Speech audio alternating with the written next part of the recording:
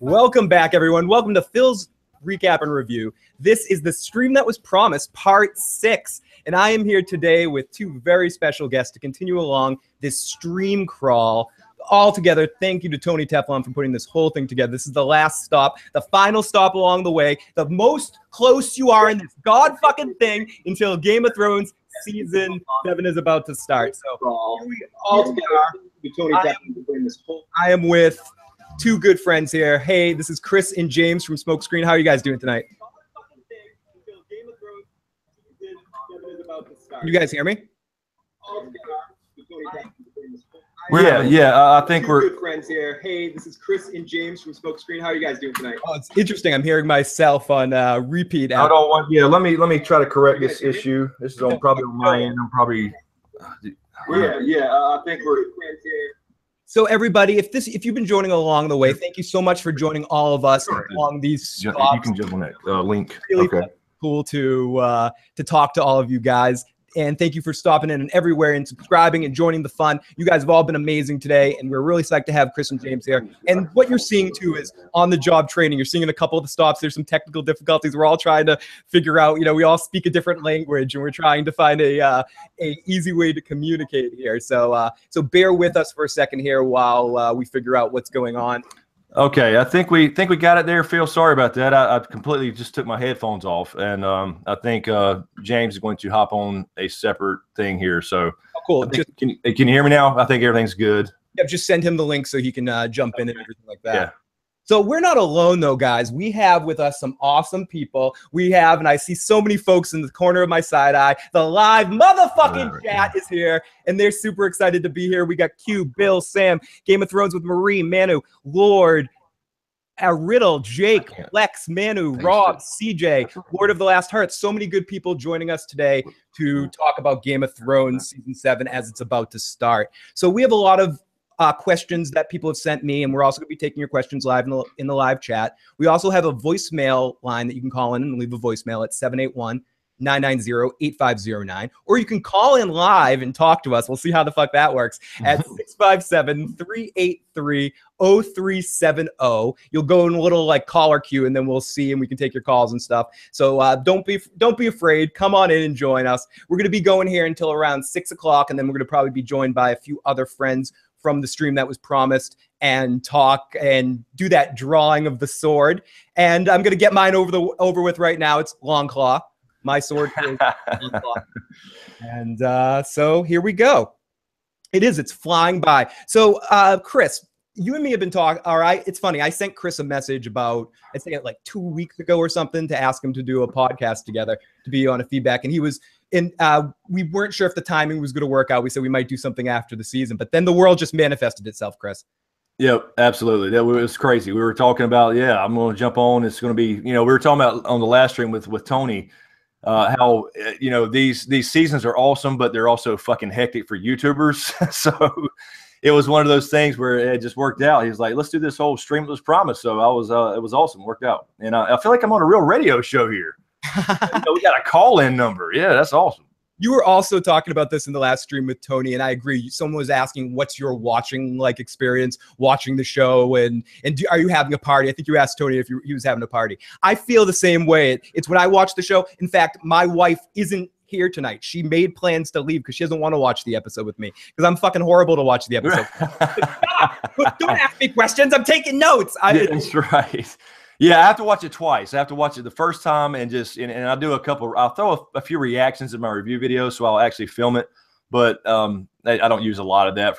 Then I'll go back and watch it again and take a few notes and jot down some bullet points for the actual review video. So I have to watch it twice, and then you have to immediately, of course, get to work and get that shit out. So yeah, exactly. It's a little hectic. You can't really be a fan and just sit back and relax. Especially now, and I know this year, and it's really awesome. Both of us are doing shows at 10:30, and I will make sure you check us both out, switch back and forth, check out both streams after or whatever. But especially when you're doing it right afterwards, because you're having to take notes right there in that moment and follow it and go on right afterwards and not try to sound like a complete ass because you're like, you missed something. And people are like, I saw that. You're like, I watched it once and I'm trying to take notes and stuff. This will be the first year that I'm going live right after the show. So I'll probably just wing it. We'll see what happens, but it'll be fun to sit down and chat with people and then do a proper review as far as a recorded video. So I have to say a huge thank you to the Bloody Talker for donating on Super Chat today. Toast to you, my friend. Here's a shot of beard for you.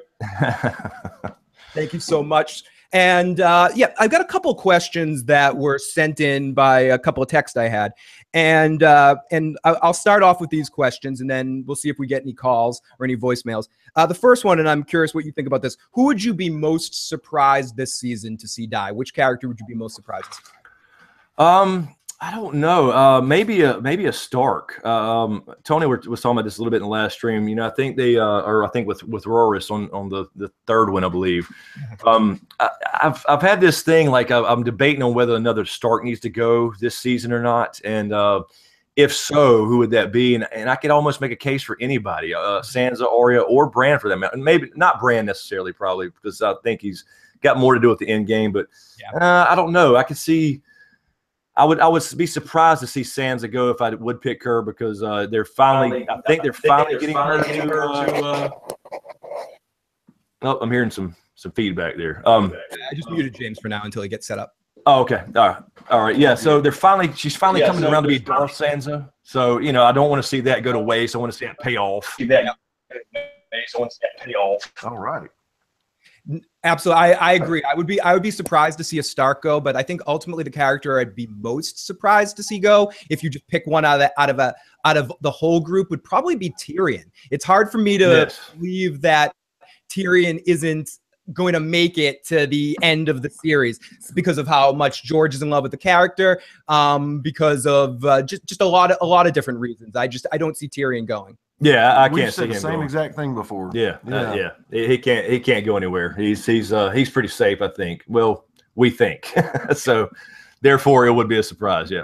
But a lot of people have talked. I think you guys mentioned this in the last stream too. There was a couple of big surprises that were left that we got hinted at before last season. One of them being, or big heart pulling moments. I forget how it was actually verbalized. First being Hodor, and then there's still one more left to come. It's the third twist. Right. Third twist. So I don't know. I don't think Tyrion's in danger, but he would be the one that I probably have the most emotional reaction because it would shock me the most if something happened to him. Yeah, absolutely. And I've said in many of my streams and videos that I think Tyrion makes to the end of this thing, and literally I think he said it. He'll be sipping on Imp's Delight with his friends at the end of this damn thing. At least that's my fanboy hope. So, I drink and I know things. I drink and is he going to finish the joke? And finish the damn joke. Right. I'm glad you brought that up. Exactly. We got to find it. Yeah. Exactly. So this is another question we got. SmokeScreen and Phil, love you guys. Favorite channels. This season being only 7 episodes, do you think the pace of the season will be a lot different? I think the pace of the season is going to be a lot different. I think characters are going to move around a lot quicker. Everyone's going to have that Littlefinger transporter beam, and we're going to see every character in every part of Westeros several times. Even the first episode, you're just going to feel that sense of urgency to it. How about what do you guys think? I think it has to. Yeah, I think it has to move quick. So there's probably going to be a few complaints about how did he get here from here to there in one episode. So, yeah, I mean, they got to. There's so much stuff to pack in with literally 13, 14 hours left.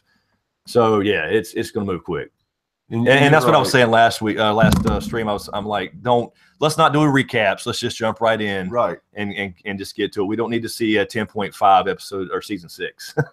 Yeah, I assume and it's gonna be interesting that I hope they just go next day in the story and they don't give us any of that, like you were just saying, Chris. It would make the most sense and it would feel the most organic to go into ultimately what's the next beat of this story, because unlike some other seasons, they really tied the bow for the most part and set things in motion for the next season in the last episode. Sometime, at least last season, the Red Woman really had us set up, clear up a couple things and wipe that season 5 smell away a little bit and kind of get the scene into another direction, even though we went quickly to Dorne, but that's beside the point. So yeah, I think I agree. I agree because I said it. I think the pace is gonna pick up. Death picks. Who do you guys think of death picks? I talked about this a little bit, but I mean, it's a little.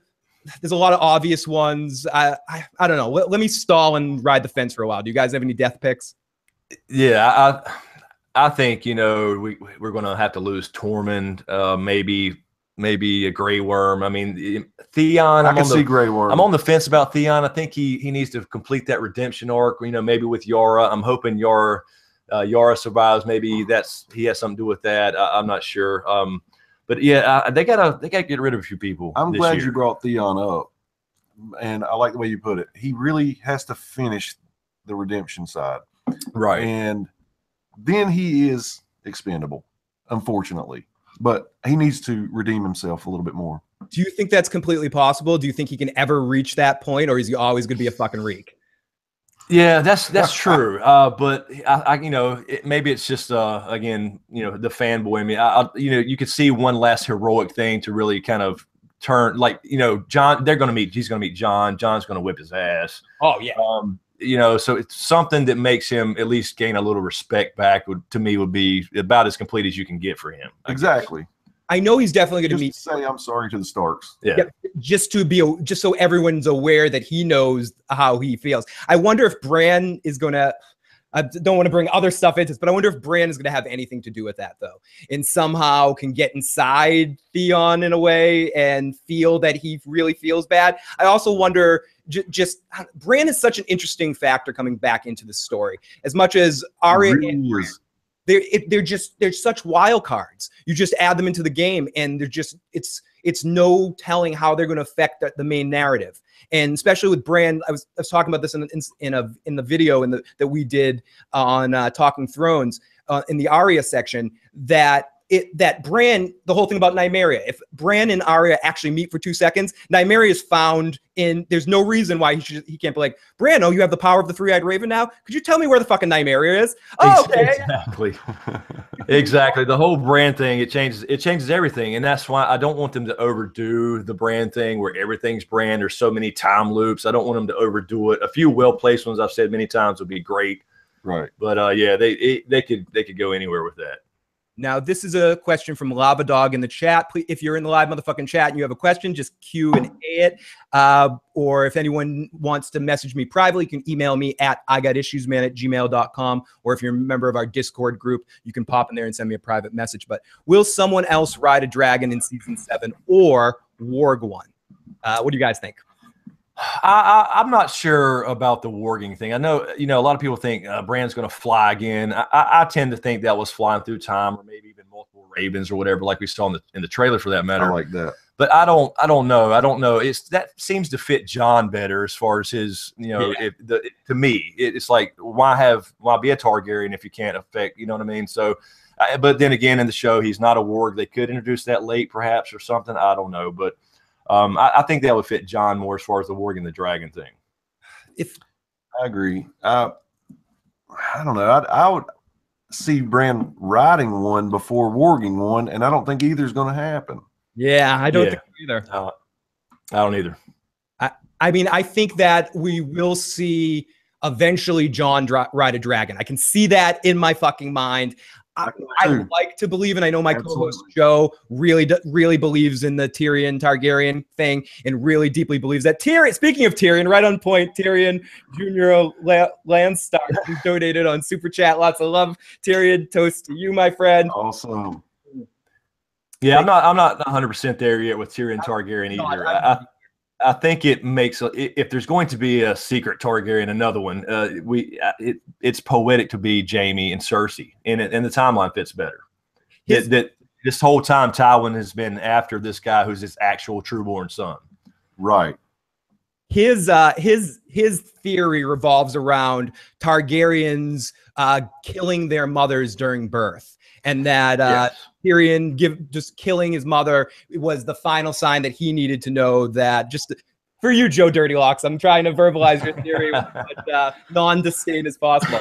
That symbolized that tier. I think it just, and this is an old thing, but it's true. I just think it devalues a little bit the relationship that Tywin and Tyrion had if Tywin's not his father. I think it just adds that extra layer of the shit that you feel, that everyone feels with that relationship they have with a father or an older brother or something, or if someone just talking down to in your family and you always being the fucking bitch boy because of whatever stupid reason.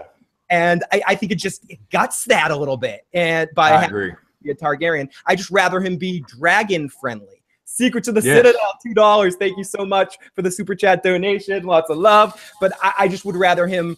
I wish they explored a little bit on the show more his love for dragons from the very beginning. I agree. Have him talking in season 1 when he's drunk, talking to Jon Snow, talking about how he loves dragons, and just expanding that even into last season when he didn't have as much to do except for make cock jokes and make jokes about cock jokes. Just have him spend more time in that dragon pit and enhance his love for the dragons. That's one of my wishes from last season. Yeah, and in season 1, they had an opportunity there with the book when he's leaning against this tree with Jon going to the wall. At least make the book a dragon book or something. Or mention it at least. Little shout out.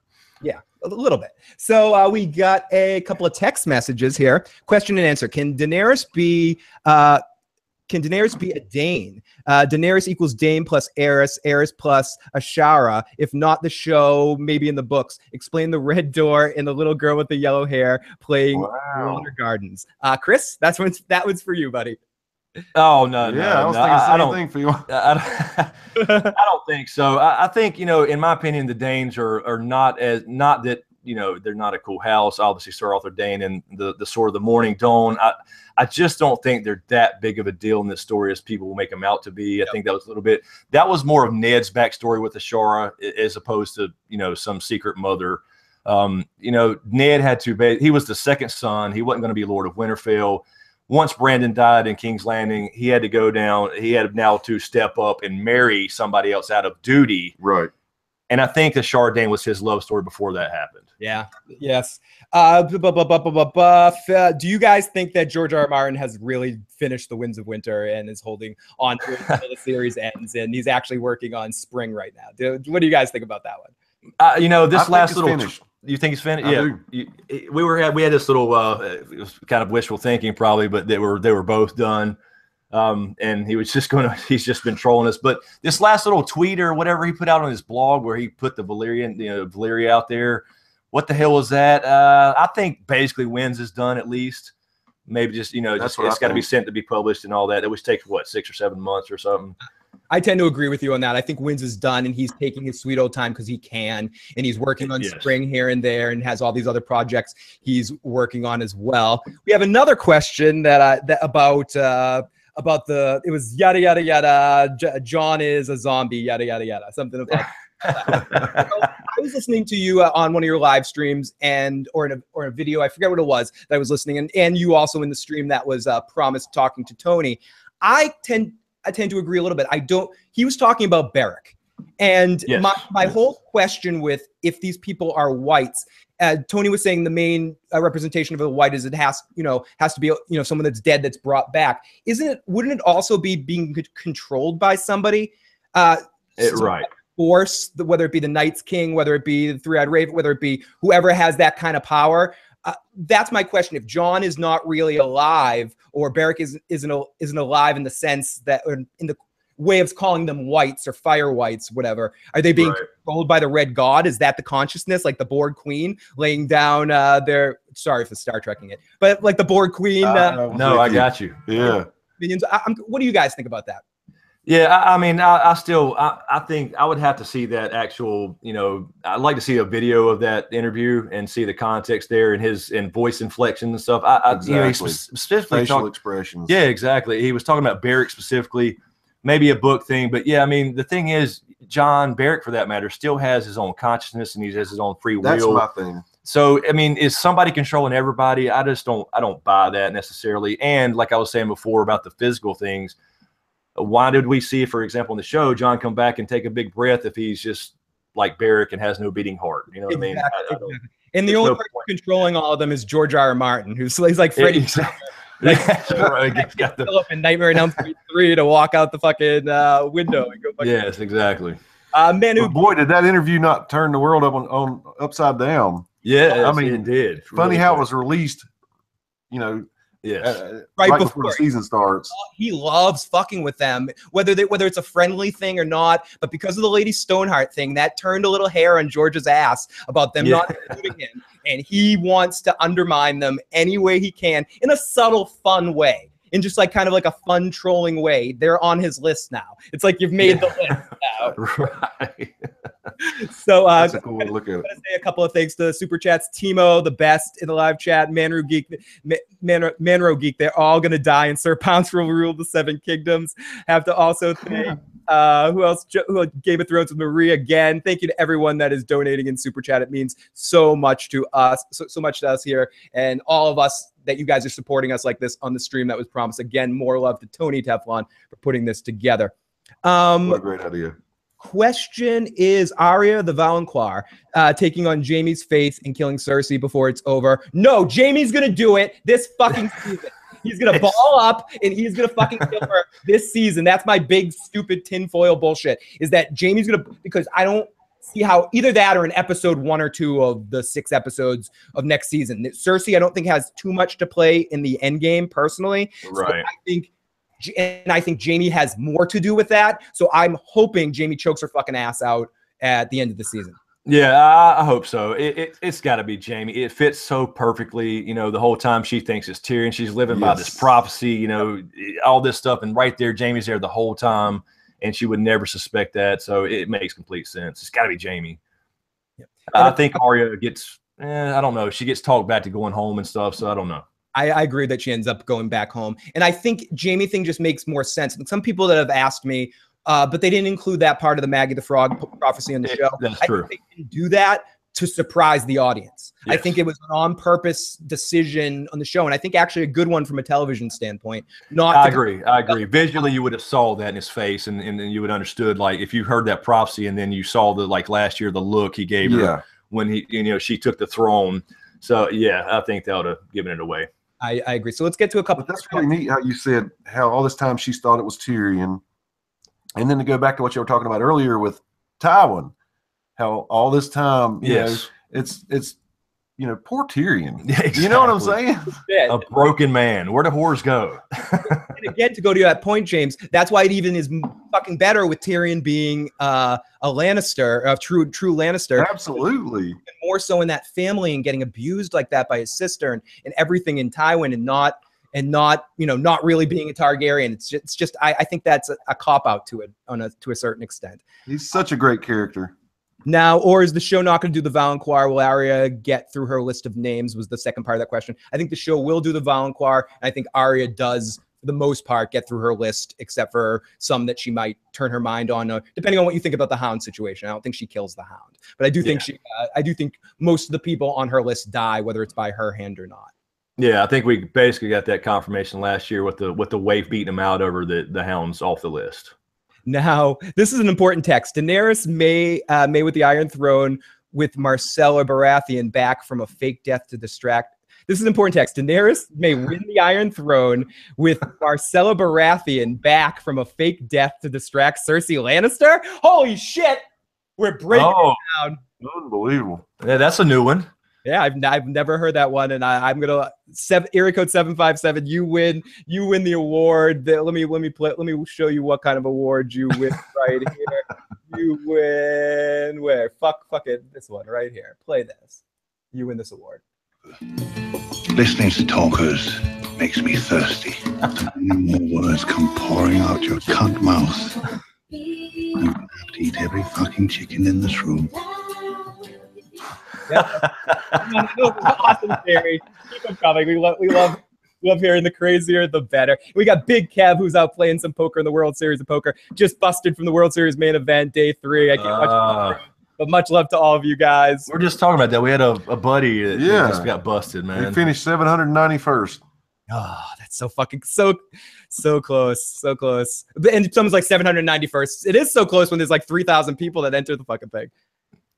Yeah. Like you're actually. It used to be 10,000 back in it was still popular, but I'm sure it's went down a little bit. Back in the Chris Moneymaker days when he's right after Moneymaker, exactly. Poker was the crazy thing. Arya the Valancourt. Okay, I already asked that question. How close to pay what? let's say, again, 781-990-8509. If you have any texts or voicemails, we also have a call-in line at 657-383-0370. Let's go back into the live motherfucking chat. We got a little while longer here, about 25 more minutes before everybody's coming back in to do our drawing on the sword competition. Do you think that Jon can raise and control his own zombie powers because he's a conscious wight? This connects to what we were talking about before. What do you guys think about that? Yeah, I just don't buy the zombie wight thing yet. No. No. Not so let's go to this one. Tabitha Warren question: what reunion do you most want to see? I'll say Arya and Nymeria is the reunion I most want to see. Yeah. Oh, cool. And I mean, I'm pretty excited for Arya and Jon if that happens in season 7. I think he'll miss them the first go around, but maybe by the mid-season or whatever, they'll actually have the full-on Stark reunion. Jaime and Brienne. Yeah, I'm not sure if they do that or not, but that would be good. That'd be cool. Yeah, I wonder if part of it, I wouldn't mind seeing Jaime and Brienne have more interactions, but part of me wonders if last season when they say goodbye to each other, that was the last time. That's the kind of feeling I was getting, and even if they do, they're too stubborn to tell each other how they feel. So, yeah, exactly. And that's just never going to happen. I think it's more likely that she's going to kill Tormund with we talk about Tormund maybe dying this season. Maybe it might be Brienne because he's like a dog that keeps following her around and trying to hump her. Oh yeah, right. That'd be great. Will Dany face one of her betrayals this season? I don't know. In the show, they didn't really go the route of the 3 betrayals and all that good stuff. But a lot of people are thinking that could be Melisandre or I was break my heart. Yeah, because apparently there was a cut scene that was I guess on the DVDs that they cut out where she says, do not betray me on the balcony in Marine. Oh, so I don't know. I mean, if they cut that out, was that important? I don't know. It could be, but I don't think they'll really name that. But we were saying as far as an endgame, that may be a season 8 thing related to Jon in some way. And I won't go into it here, but that could be kind of an endgame thing if there's a final betrayal. And this is a big one. This is from the Bloody Fucking Talker. Do you think Euron's going to be, the big baddie this season, somewhat similar to Ramsay, or do you think that he'll be dealt with, rather quickly, first 2 or 3 episodes? I think they're going to try to sell him. I don't even know if they're going to try to sell him as a big baddie. I think they tried that last season. I am completely disgusted by the whole Greyjoy stuff on the show when it comes down to it. I can't get a feel for what's going to work and what's not going to work. From what I saw last season, he's going to be a joke of a baddie if they try to push him for that. I think Cersei's our baddie this season, and then the Night's King with the Night's King sprinkling if we have to have a baddie, and then which isn't clear in Game of Thrones anyway. And then the Night's King is our baddie at the end, or Dany's our baddie at the end, depending on what you want to think, what direction. Right. I agree. I think. I mean, we saw apparently he did say that he's going to make Ramsay look like a little kid or a puppy dog or something like that. But I don't really buy that based off last year. Everything with him revolves around that damn horn, and he didn't have it. He used his fleet as the thing for Dany, and it's like, okay, I've been saying that he'll be around a while. There'll be a little alliance there. Cersei will never marry a man again or whatever, but I don't think he's going to be that big of a deal on the show as Book Euron. Could they yada yada a horn in? Do what? Do you think they could yada yada a horn in? Yeah. I think it's too late because he needed that there to win the King's Moot in the first place. You know what I mean? They used the plot device as his fleet. His dick won the King's Moot. Yeah, exactly. It's like, come on, that would have made it a lot better and set him up better if they used the damn horn. Yep. And this is an important one that a lot of people are asking. Will there be a Mountain versus the Hound WrestleMania moment? Will he body slam the Mountain? Well, will we get Clegane Bowl this season, guys? Man, people want it. People want it, and as much as I want to see it, I just think and we've said this on our streams, man. I just think the Hound, his arc would be so much better if he does not kill his brother. He forgets the revenge thing and goes up north and helps Jon and goes out in some way that saves somebody important or whatever. Right. But I do want to see it, and I don't. Yeah, I'm fine with it if I don't. I'm fine with his arc if I don't see that. Well, I'm sorry, I just saw something in the line. Will Bran warg the mountain so Arya can kill him? What the fuck? I never heard that one before. That's Thrones with Marie. That would be an interesting way to go. Yeah, that's interesting. What we were saying last year, I don't know if Bran can warg a person though. We'll see. But the whole Varamir thing's got me skeptical of that. Oh, we got Eric Nolan in the live chat, who is an extra in Vikings and Game of Thrones. Hey, Phil, hope you got your awesome. Very cool. Eyes peeled tonight for me. I'll be in there somewhere. I've got a question for you guys. Do you think there's any character that would go from quote unquote good to evil or evil to good? For example, Varys has a last minute heel turn. What do you think? I think for me, it's Daenerys going evil. I think that's I give Daenerys a lot of trouble, a hard time, and I don't think it's a done deal, but I could see the easy path for her going full Mad Queen. Yeah, I was there for a while with Dany, but the only reason I think that she will not turn out to be Mad Queen like father, she'll have flashes of it, I think, but I think Tyrion being there will keep her in check a bit. Yeah, I tend to agree. He's a good force to have there to kind of keep her centered. Yeah, I think that's his role there. But when you said, what did you say, Melisandre a while ago, maybe being a betrayal, that would be huge. Yes, yeah, it would. Somebody close to her that's been there the whole time, but I don't really buy that either. It doesn't make a lot of sense for her to be freed as a slave and, then all of a sudden turn on her for what? What is she going to gain? Right. You know what I mean? She's free. Yeah, so I don't know. Didn't see Red in there. Great to see you, buddy. Robin says Q&A for everyone here. Who do you think by far was the worst casting fuck up out of all of Game of Thrones? And what I mean, who could have been cast so much better?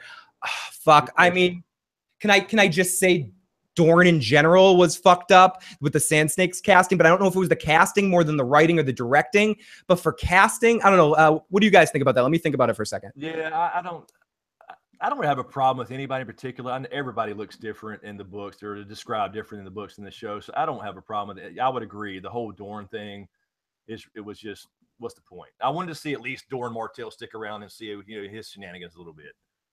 I think you guys got a lower volume somehow. Something switched and your volume got taken down a little bit. All right. I can check it. I haven't changed anything. Someone in the chat was saying that. I agree with the bloody talker, Dario. Dario was the only one that I was like, that's Dario? And both Darios were pretty bad. I have to agree with that. That's funny you mentioned that. I didn't like either one. Yeah, I feel like they never got quite the essence of what the character was in my imagination anyways. So yeah, I would have to say Dario would probably be my list. Sand Snakes was fine. It was the writing that fucking sucked. Very good point. Very good point. Dorne was more the writing than the casting. I've seen all the actors in other shows, and they were good, said someone else in the chat. A couple other people say Dario as well. Question: do you think that Varys will betray Dany and move over to Jon's court? No. No fucking way. No. Not gonna happen. No, he's waited far too long to come out and be full on Targaryen supporter. I mean, exactly. They set that up from day one with him and Illyrio walking through. There's no reason for him to turn. Yeah, I agree. It doesn't make a lot of sense to me because he just seems like, I think it's going to be the most interesting in that sense to figure out how, or to see Varys when he doesn't have to necessarily hide, when he doesn't have to hide any allegiances and he can go full out supporting of somebody, and he uses his little birds in a kind of a organized flock of sorts, all based around protecting the Dragon Queen. Exactly. And I'll throw this in here too, just to add to it. I think that the little birds would still, because a lot of people have asked us this in live stream and stuff and questions in general. I think the little birds would still be loyal to Varys over Qyburn. Maybe that's, I think they'll turn on Qyburn.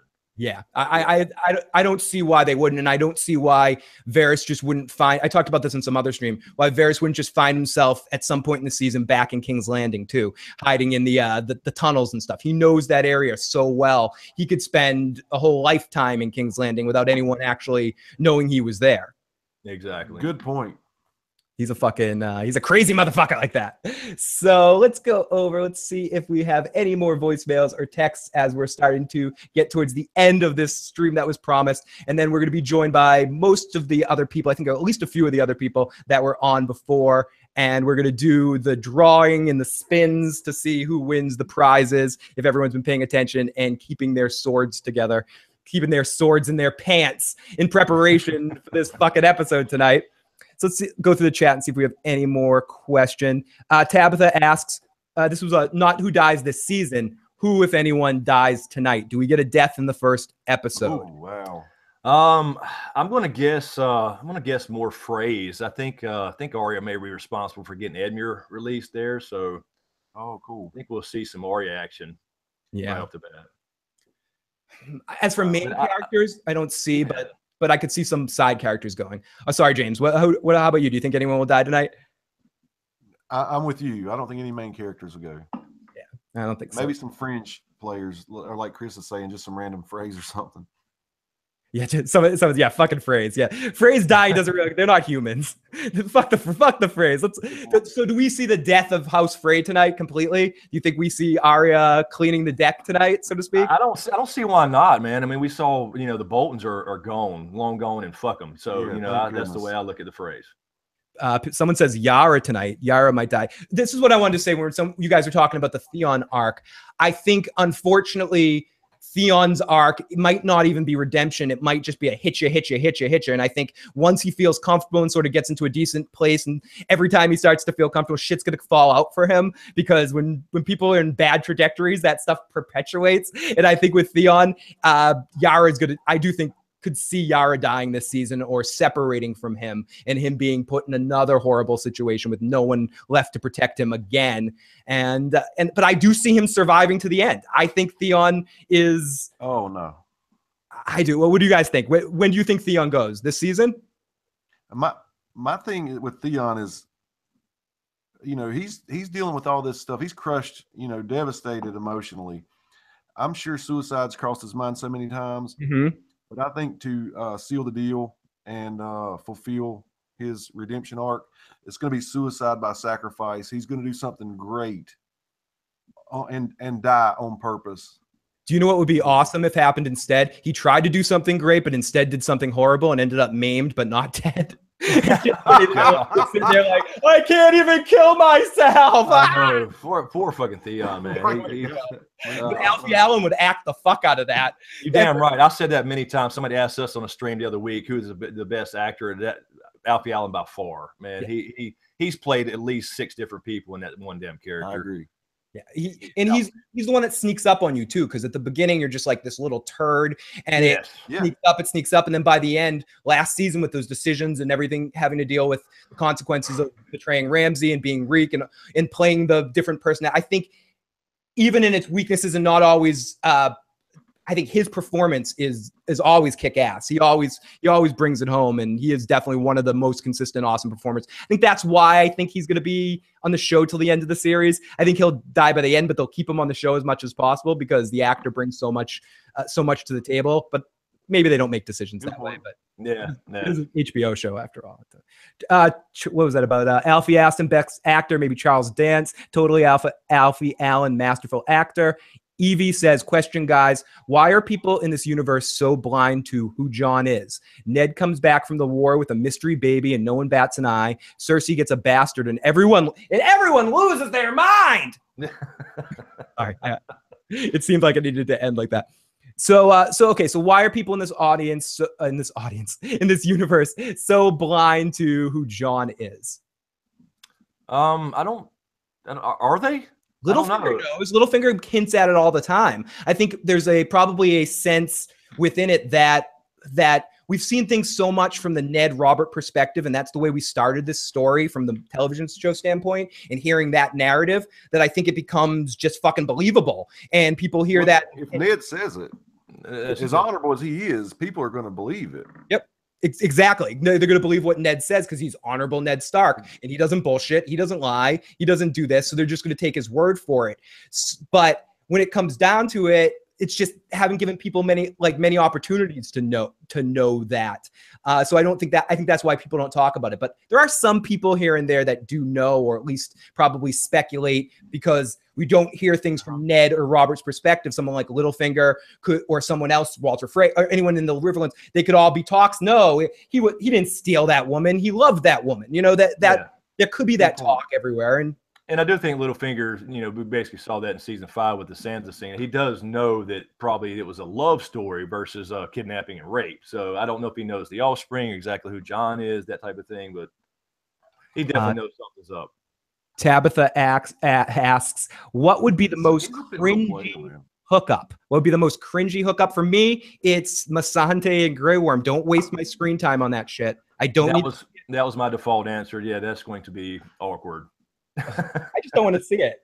I don't want to see it. I'd rather it's not about the cockless thing. I mean, that's whatever. It's not about Melisandre being a smoke show and being like whatever. It's just about, we have 7 episodes left. We're running out of time. We have an X amount of hours left. I don't even want you to waste a quarter of a second on it. And you know it's going to be at least a one scene. It's going to be a big, thick. I don't want to see Euron and Cersei. Oh, yeah. I don't.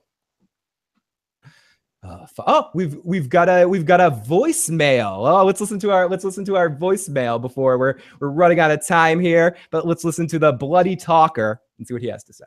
I'm going to tell you something that may blow your mind. It may change the very way you conceive of this show. And in order to do that, I'm going to have to ask you a simple question first. Do it. Where did Arya learn to cook? Where did she learn to cook? Hot pie. Hot pie taught her to cook, right? Yes. She didn't know how to cook. She never did any girly things at Winterfell. She's been on the run. She was a faceless assassin. She doesn't know how to make delicious meat pies. Who else is complicit in murdering the Freys? Probably the most dangerous man in all of Westeros. Hot pie. Oh, no! There it is. He is the one who made the pies. Oh, no. Signed, the bloody talker. that makes me want to put the poo hat on. Oh, God, that's good.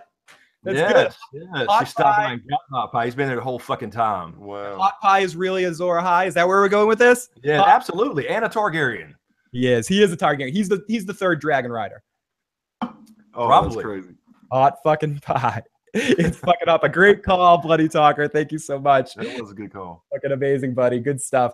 Good stuff. So everybody, as we're starting to wrap things up here, last chance if you want to get in a voicemail or a text at 781-990-8509, or the phone line is all open for about 6 more minutes if anyone wants to call in at 657-383-0370. Leslie says, first time viewer of Phil channel. I love his energy. Thank you, Leslie, for joining in. I'm a goofball. I'm a hippie. Sometimes I have technical difficulties and you'll see a cloud of smoke come on the air after I've disappeared. I don't know what happened. I'm just a wizard. I eat big, thick sandwiches. But everyone in the live motherfucking chat, all of our friends, all FOPs, thank you so much for making everyone that's coming in here today feeling comfortable and having a great vibe in the live chat. You guys are fucking amazing. And just in case I don't have another chance to say it, thank you to James and Chris for coming in and taking part in this giant stream. So let's see if we have. I was wanting to say, Phil, I'm sorry about the technical difficulty I had in the beginning. So I missed a little bit. Did you name your sword? Yes, I did. Yeah, yes, I did. I named it. I named it really early on. I don't know if I want to name it again. Should I say one more time before we end? But it's very close to the drawing. So I don't know. I feel like okay, I'm with you. I feel like I should keep it quiet right now. Yeah, but I didn't quite know the rules. I think Tony kind of broke the rule last. Oh yeah, he said his. So that would make it really easy. So I am gonna say. You're right. I just want to make sure. Here we go. I've been watching Phil and SmokeScreen longer than anyone else in Game of Thrones YouTube community, says Mark Hunt. Mark Hunt, you're awesome. You've been one of our subscribers for a long time. Thank you so much for the fucking support. Broke says we just hit 11,000 subs. Thank you everybody that's joined us on the awesome. On Congrats for helping us, and thank you to Smoke and James and Tony and Val and Aziz and Tony, of course, for all your help with that today and bringing in some people. I really do appreciate that. So, okay, that sounds like stalking people. Yeah, I was stalking Chris. I was sending him emails. I was like, I told Tony, now set up the stream. So Chris is stonewalling me. He doesn't want to be on the fucking show. I'm gonna fucking you better put him on my show. No, I'm kidding. Got to go sleeping because work. We'll see the episode tomorrow morning. Have a great night, Boer. Look forward to your thoughts on the episode. Make sure to share it in the comment section. Let's go in the live chat. I'm seeing if there's any more questions here before we starting to be joined by a couple of other guests. Last chance, guys, to get in any of your questions in that. And if you haven't already, definitely check out Chris's channel and subscribe to SmokeScreen. And James, you have a channel as well. Do you want people to subscribe to? Yes, I'm just starting one. I'm starting my journey reading the books, and I have a channel called Dust on the Throne. Nice. So definitely check that out as well. Oh, and we got another text message that says, oh fuck, I wish I could put this on the air right now, but I'd have to like download it. I'll put it on my other stream. It's classic meat recipes with Arya. It's a picture of meat pies with Arya, and it says a quote from An Unforgettable Meal, quoted by Walter Frey: "A girl knows how to cook." Jakinagar. Great stuff. So, question: bigger hero, Cersei or Ramsay? Says Mike. Bigger hero, Cersei or Ramsay? I think. I think. Ramsay? Is that Mike Bushnell? Yes, that's got it. Yeah, of course. He is House Bolton all the way. Yeah, of course. I mean, Ramsay did a better job. I think he was a little bit more of a fine-tooth. A knife of sorts to figure it out, and especially if you play the Game of Thrones video game, the way he took his time out of his busy schedule to stop by House Forrester to kill, spoiler alert, to kill people, and just in case anyone hasn't played the Game of Thrones video game. So Ramsay really, he's really taking part. So I think it definitely has to be Ramsay in that situation. Yeah, it's got to be Ramsay because everything Cersei tries fails miserably. Right, exactly. Bottom line. Yeah, it just fucking sucks. So always remember the hero in the north that killed the giant last season with that single arrow. Absolutely, Bernie. He saved the day for humanity by destroying that last 1-1 was a fucking menace that needed to be stopped, and he put him out of his misery. Actually, 1-1 was in so much pain that Ramsay just helped out the situation. A couple people know her from the live chats, but if anyone does not know her, Timo, who pops in the live chats, one of the best people in our motherfucking chat and a lot of other chats, she did a eulogy to Ramsay last season. So if you have a chance, ask her, and she definitely shares it. She still has it. She's the #1 Ramsay Snow supporter.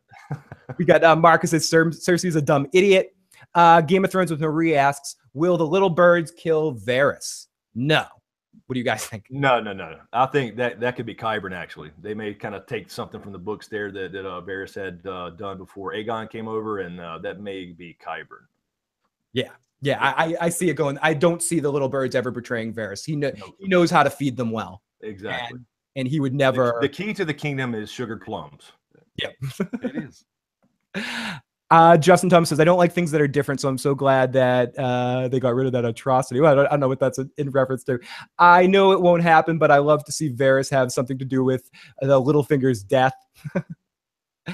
I would too. Yeah, I would too. Yeah, they set that up pretty early. I was thinking that too. We were talking about that last week in our stream. Like, they even had that iconic shot in the throne room, them facing each other. Yeah, so, yeah, I would definitely like to see that. I don't know if they're ever going to meet again, though, unfortunately. But I would love to see it. I hope it happens. You never can. I mean, they could theoretically meet, but I don't see Jon bringing Littlefinger with him to his meeting with Daenerys. I just don't see that, and I don't see how Littlefinger gets to meet with Daenerys unless he just goes to, oh, hey, and then once Varys sees him, he's going to be like, don't trust this man. Get this man out of here now. Yeah, I don't think he can. It's got to be related to Sansa. I don't think he leaves Winterfell alive. He can't. I don't think he can. From Antoine to our guests, we may toast to new opportunities and push for Arya Stark tonight. We'll break out Vogue magazine afterwards. Thank you, Antoine. Great stuff. Will Euron die this season, or will Euron die at all? I think Euron is definitely a death character. Will die before the series ends. Yes. This season, absolutely. Unceremoniously, too. I think he's just going to be kind of like, yeah, okay, Euron's dead. I can't take a piss anymore. I can't. Maybe that's Theon's final act. You know, he takes him out at the same time. I'd love it.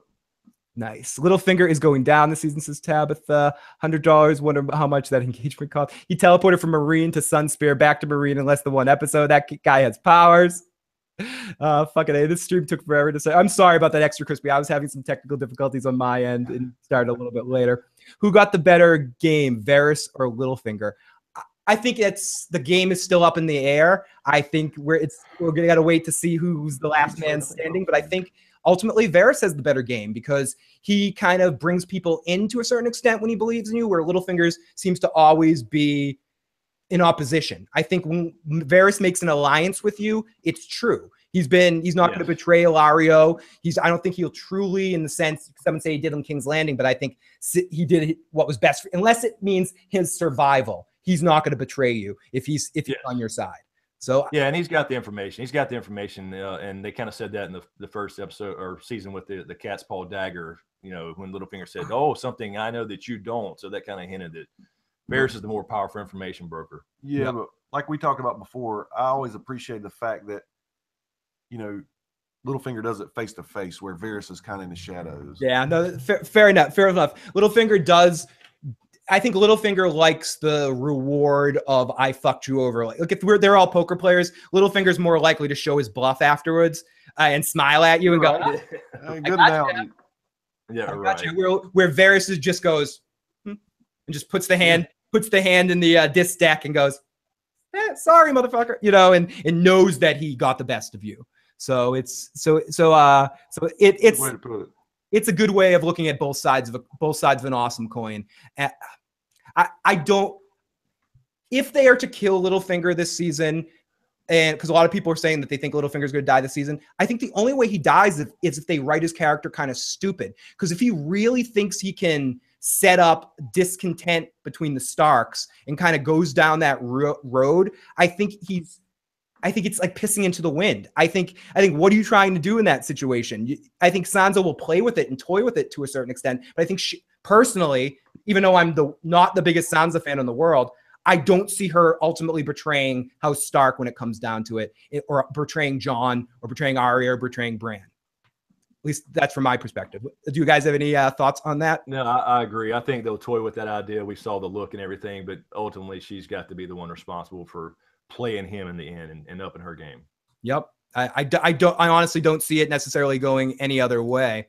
So would you be okay with something as simple as poison, or does it have, or does it have to be violent? God, I don't think it has to be violent. I don't think it has to be violent. Either. I think it just needs to happen. Yeah, unless she follows her, her father's words. You know, he who passes the sentence should swing the sword. So we'll see. But her sword would be something like poison. You know, sure. I mean, ultimately, I think though it's probably more going to be. I just don't have a lot of faith in Sansa. I think she makes the right decision ultimately, but someone needs to push her into the right direction. Huge thank you to Red for the donation. Toast to you, buddy, for all your support for me and my channel. Love you forever, buddy. Red team. So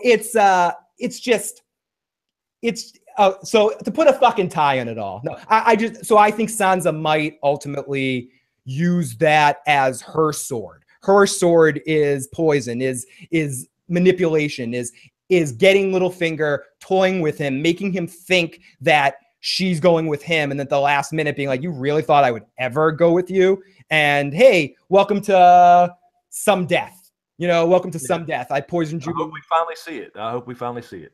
I do too.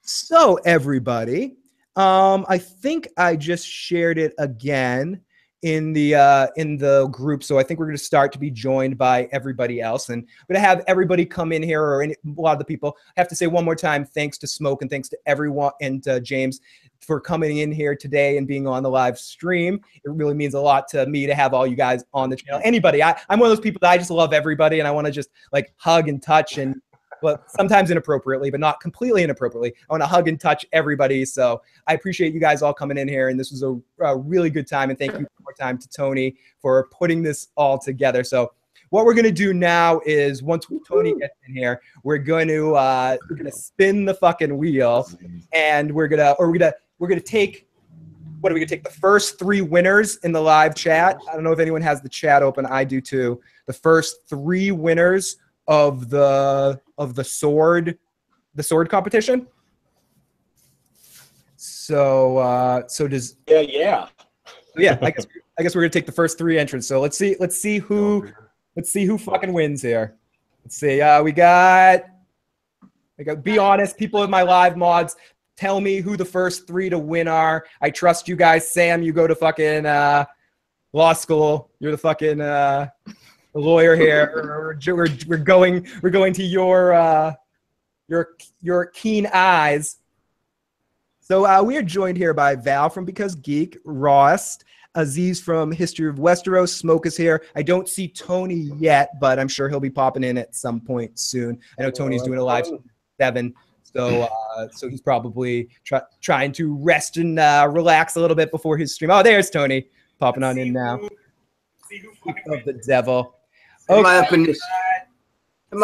this motherfucker? Hey, Tony, welcome, buddy. You know it.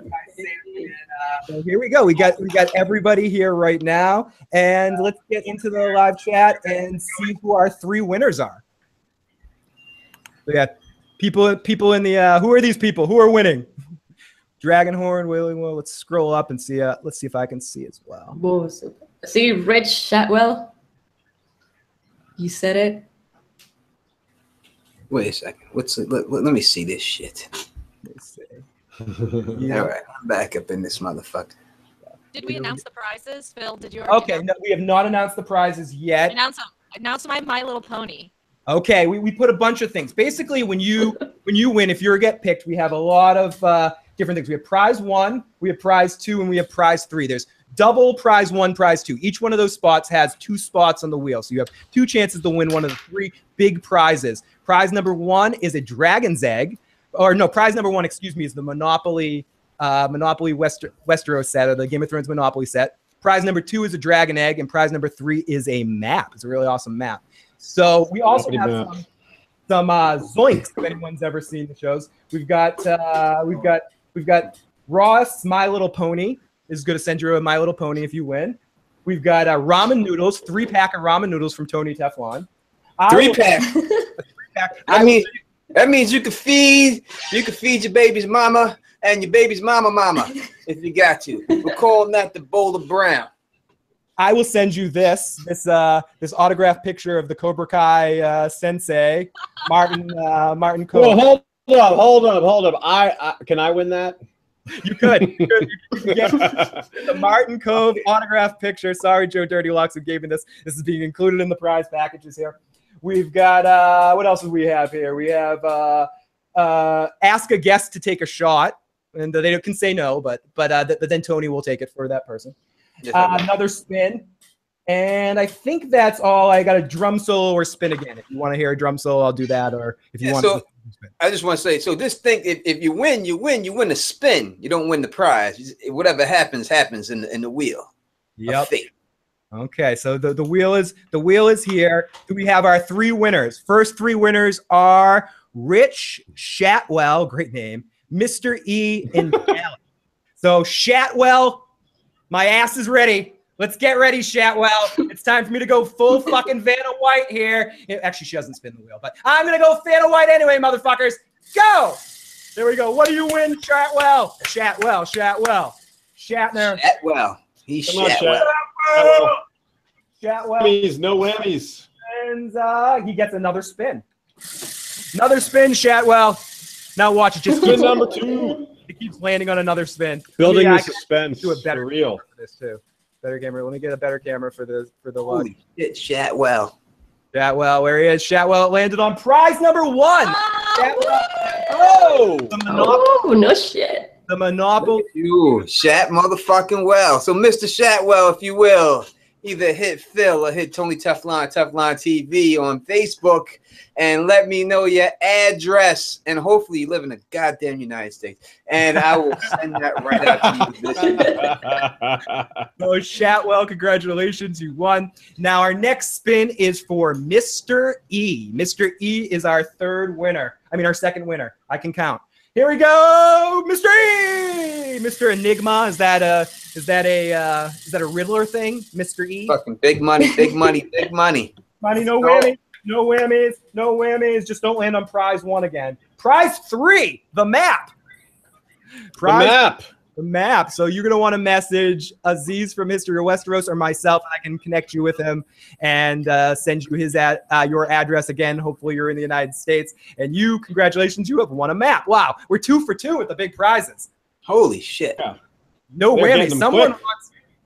Someone wants the My Little Pony. I know, I can see you in the live motherfucking chat. I want to send that pony, goddammit, so someone win it. Someone win the damn pony. Yeah, we're talking about a pony. We ain't talking about genuine riding the pony. We're talking about little pony. You know you want it. Come and get it. Pony, My Little Pony. Spin number 3. Woo, no whammies. No whammies, no whammies, no whammies, no whammies. No whammies, no shots, no shots. Too early. No shots. Oh, fuck, this one's spinning a lot.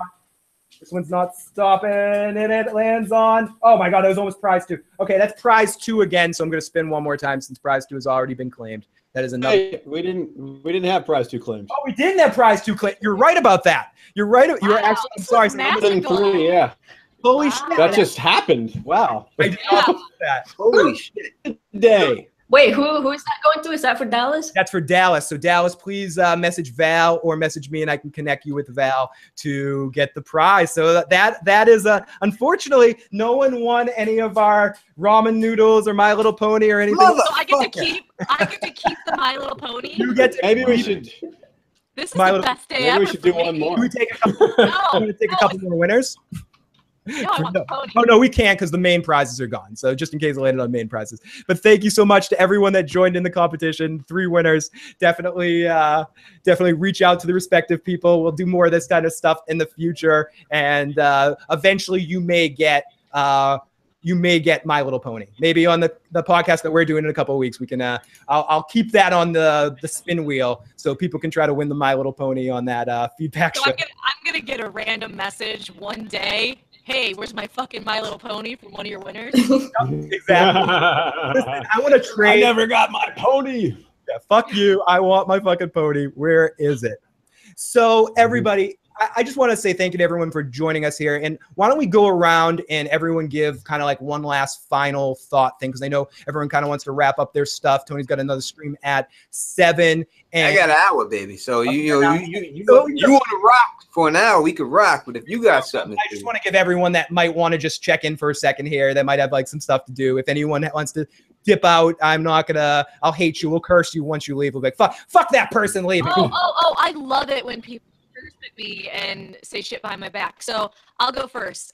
For sure, Littlefinger is dying this season. Fuck everyone else. I'm out. She is out. She's leaving. Now, fuck her. What the fuck's wrong with her? Fucking A. No, I'm kidding. Thank you so much for joining us. And she will be back in a feedback show this season. I believe after episode 3, we're going to have Rawrist back. Say her name correctly.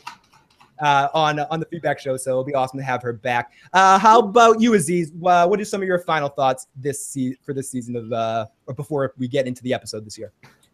Thanks for calling on me here, because I think mine might be a fairly common prediction. The and down at the end of the season, I think that's the most climactic of several climactic moments that will come at the end of the season. I think that will be the most meaningful and a great way to leave us all hanging for a whole 2 years before we see what happens next. So I want to touch upon that. You really think we're going to have to wait till 2019 for season 8? Are they really going to do that to us? Are they going to stretch this out? Are they going to fucking Sopranos season 2 be a season 6 be us and make us wait forever for the season, Aziz? Is that what you think? I believe that's the case. It's certainly not something I want to see happen, but from the rumors seem pretty strong. There seem more than rumors at this point. I believe it's even been confirmed at this point that that's the case. But the good news is that the episodes, they're talking about like feature-length episodes each time. So we're talking 6 episodes, but we're talking movie quality, maybe just short of movie length also. So it will be a longer wait, but I think it will be worth the wait. And what choice do we have anyway? But I think it'll be great regardless. The good news being that there'll be so much extra length, I think counts for a lot. So, yeah. Look at Z's holding that Braves baseball in his hand. But we know what happened to the Braves when they faced the Yankees in the World Series. We don't got to talk about that right now. 1996. That was so long ago, but it still hurts. Poor John. Poor Smoltz. Yeah. I'm a Jets fan too. So that's the one thing I really got going for me is the Yankees. So well, that's it. You know what happened to the Falcons in this last Super Bowl, so yeah. Yeah, I really wish you won that because I hate New England more than anything, to tell you the truth. So anyone but the Patriots is my motto when it comes to football. The Patriots hate them. Such a shame. Such a shame. It was a depressed city after that. I gotta tell you. But I'm a Raider fan, so it's weird. Val's like, what are you guys talking about? What the fuck are you guys talking about? I'm just here like, hey, hockey all the way, man. Venezuelan down with hockey, sunburn. That's what it is. Venezuela, sun hockey. Now, yeah, lots of Venezuelans in there. Red's a Patriots fan living in New York in foreign territory. Is that tough? Do you see a lot of Tony? Do you see a lot of Red Sox and Patriots fans? I do see a lot of Boston shit up in here. I hate it every time I see it. Like when I go in a gas station, I see a Boston hat and stuff. I really feel like throwing it to the floor and everything else. Because I don't think that they got New York stuff in there. I don't go to that damn state. And I told people straight, if I ever went to that state, I would really, literally put plastic bags on my feet because my skin can't touch that soil. I don't like that steak. I don't like their hot dog buns. I don't like their clam chowder. I don't like Samuel Adams beer. I got nothing to do. Boston's fucking awesome, dude. I'm from fucking Boston. What the fuck you talking about? I'm sorry. It really is just when it comes to sports. You know what I mean? I got love for everybody living there. When it comes to sports, that's what it is. Forget it. I love it. I think that's one of the joys of sports, or just being into anything, whether it's sports, whether it's a certain Marvel versus DC, whether it's whatever, being passionate about something and being able to get at it and argue and rip into each other and be able to come back from it and just have fun. Shit talk's fun. It is, if it's respectful to a certain extent, you know. I mean, you gotta look at it. You know, I'm a Yankee fan. I'm in the biggest rivalry in sports history, and I get to be a part of it. And then, you know, what more can you ask for than that? You know. Yep. But yeah, I mean, and people obviously, you know, the people that are into real football are even more passionate than we are. They're into soccer and stuff. And that ain't real football. We play real football. Whatever they play, they bouncing off stuff like that. What's going on? Okay, Val, what are some of your final thoughts leading into the season? Some things you're looking out for. Oh my God, I want, you know, Jon and dragons together. That's the perfect combination for me. I just want to see that. I want to see Jon riding a dragon or getting saved by a dragon, whatever happens. Damn, God, you stole my thunder. I was going to say I wanted Jon and to meet the dragons. That was my thing. Yeah. Damn it.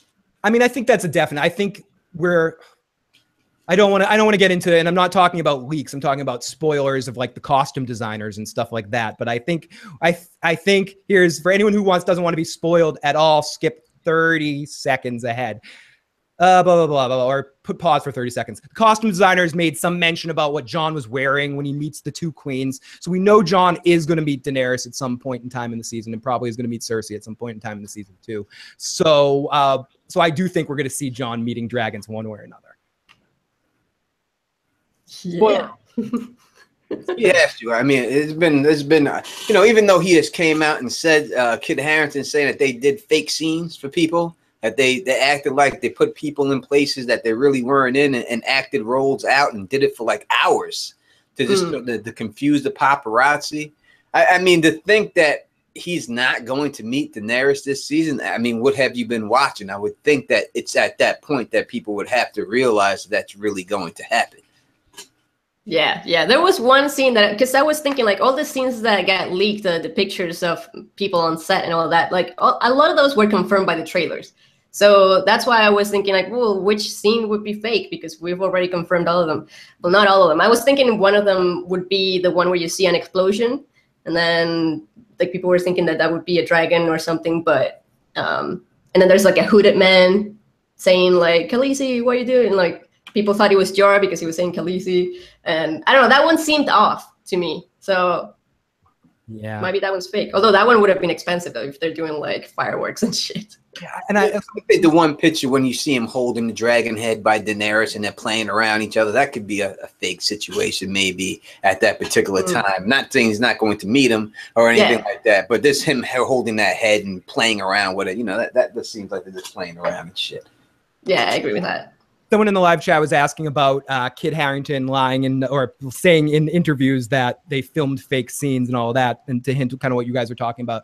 I just think Kit's a really good liar. I mean, do we remember even a year ago, Jon Snow's dead, Jon Snow's dead, Jon Snow's dead? But he is dead. He really is dead. Or if he's dead, it's been risen. Jon Snow is fine. Then what does he say? They filmed fake scenes, or they filmed scenes to throw people off. I just don't. Someone said this in the chat, and I agree too. I don't think that they would spend that much money doing that. Maybe a couple scenes that they cut here or put people on set here and there, but I don't think they full out filmed like a full scene that's a fake scene. That's just. Well, it's like. Sorry, just keep going if you're not done. Okay, yeah, definitely. Okay, well. Yeah, I was just thinking of last year what they did, bringing Shay and putting her in a costume on set. That was a fake thing. That wouldn't have cost any money. It was just like a favor she was doing or something. But you know, in a season before, when they said something along the lines that a Tywin's in the season and he was in the season with the dead body for a second. There's phrasing and there's interesting ways of like they're bringing Shay back on the set. She's fucking somebody in the cast. That's why she's there. There's no other reason why she's there. But she's having sex with someone that was in that scene in real life, and that's why they brought her back, because she's cool with that person and she wanted to meet up with him. That's exactly what's going on there. Right.